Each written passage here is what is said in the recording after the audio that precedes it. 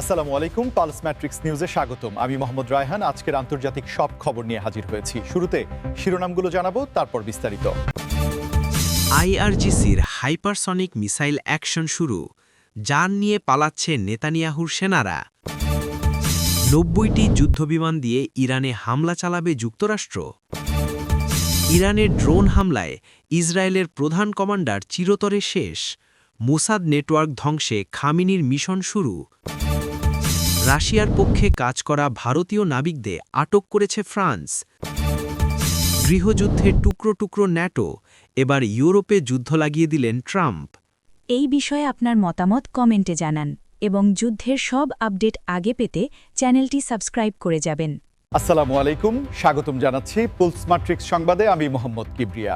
এতক্ষণ শুনছিলেন সংবাদ শিরোনাম, এবার বিস্তারিত।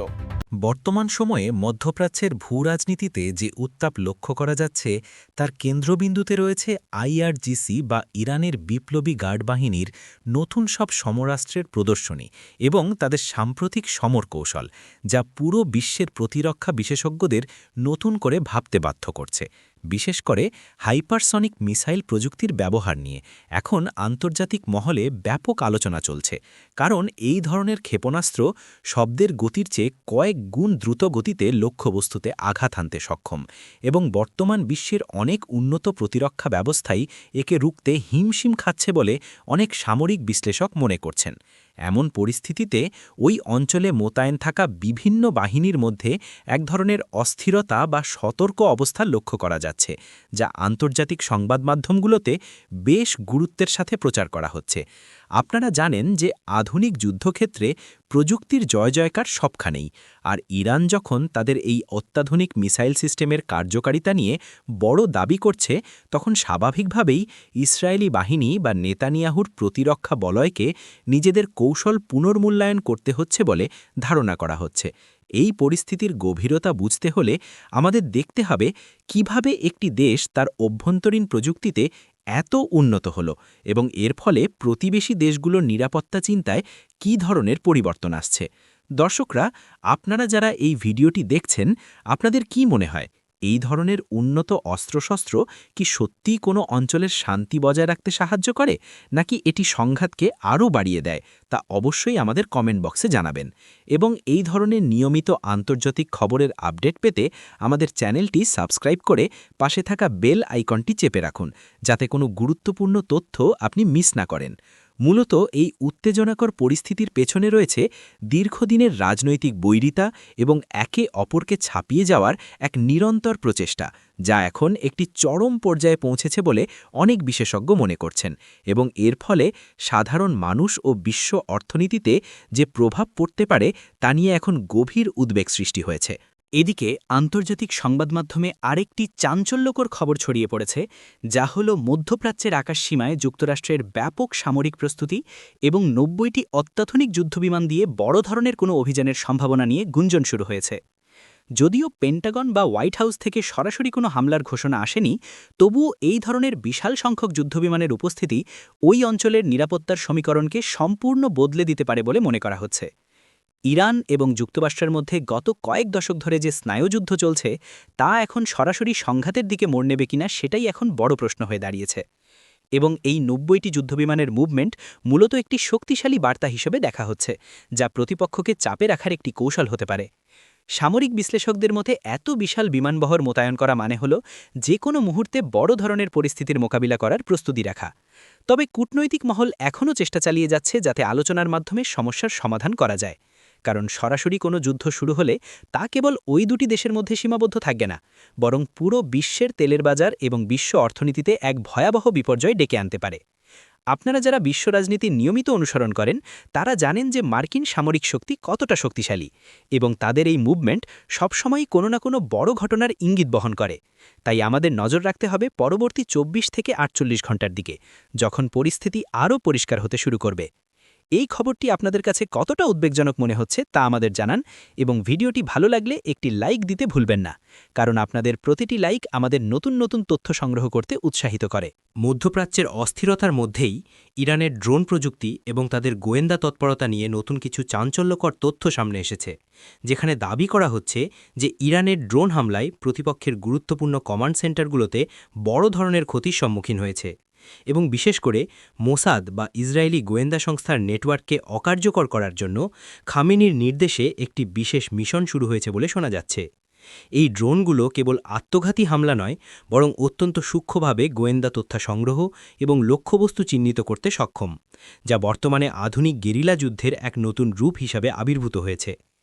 ইরানের শীর্ষ নেতৃত্বের পক্ষ থেকে দেওয়া বিভিন্ন বিবৃতিতে এটি স্পষ্ট যে তারা তাদের আঞ্চলিক নিরাপত্তা নিশ্চিত করতে যে কোনো ধরনের কঠোর পদক্ষেপ নিতে দ্বিধা করবে না এবং এই মিশনের আওতায় তারা এমন সব প্রযুক্তি ব্যবহার করছে যা আগে কখনো দেখা যায়নি বলে অনেক গোয়েন্দা সংস্থার রিপোর্টে উঠে এসেছে।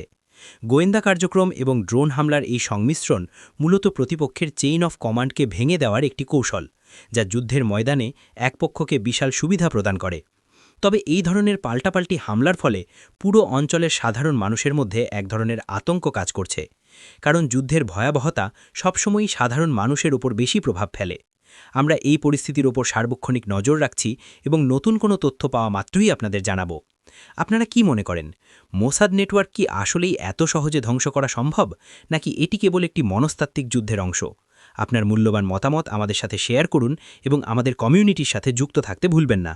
আন্তর্জাতিক সমুদ্রসীমায় এবার একটি ভিন্নধর্মী চাঞ্চল্যকর ঘটনা ঘটেছে, যেখানে ফ্রান্সের উপকূলীয় এলাকায় রাশিয়ার হয়ে কাজ করার অভিযোগে বেশ কয়েকজন ভারতীয় নাবিককে আটক করা হয়েছে বলে খবর পাওয়া গেছে।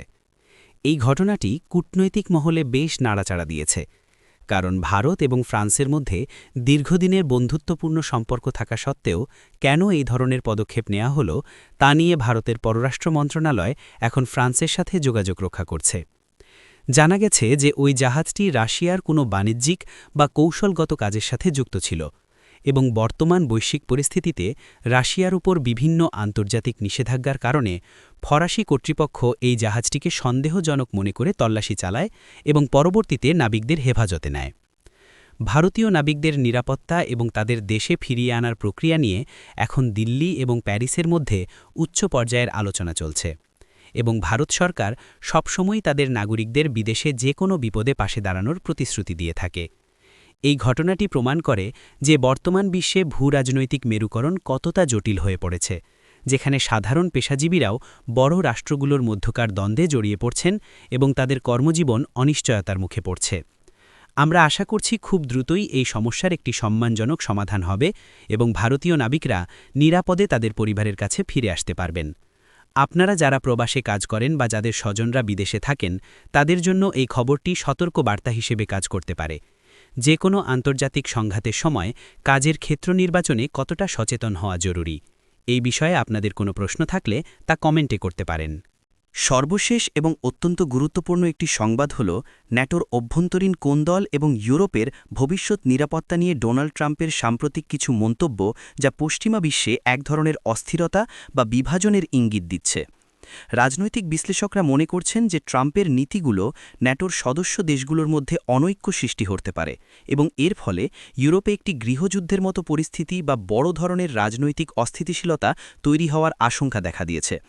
ট্রাম্প বারবার দাবি করে আসছেন যে ইউরোপীয় দেশগুলোকে তাদের নিজেদের প্রতিরক্ষার জন্য আরও বেশি অর্থ ব্যয় করতে হবে এবং যুক্তরাষ্ট্র সবসময় তাদের ঢাল হয়ে থাকবে না। এই ধরনের অবস্থান ন্যাটোর মৌলিক আদর্শকে চ্যালেঞ্জের মুখে ফেলেছে, যা এতদিন রাশিয়ার বিরুদ্ধে একটি শক্তিশালী জোট হিসেবে কাজ করে আসছিল। যদি এই জোট ভেঙে যায় বা দুর্বল হয়ে পড়ে, তবে ইউরোপের দেশগুলো একে অপরের বিরুদ্ধে বা অন্য কোনো শক্তির প্রভাবে নতুন কোনো যুদ্ধে জড়িয়ে পড়তে পারে, যা গত কয়েক দশকের স্থিতিশীলতাকে ধ্বংস করে দেবে।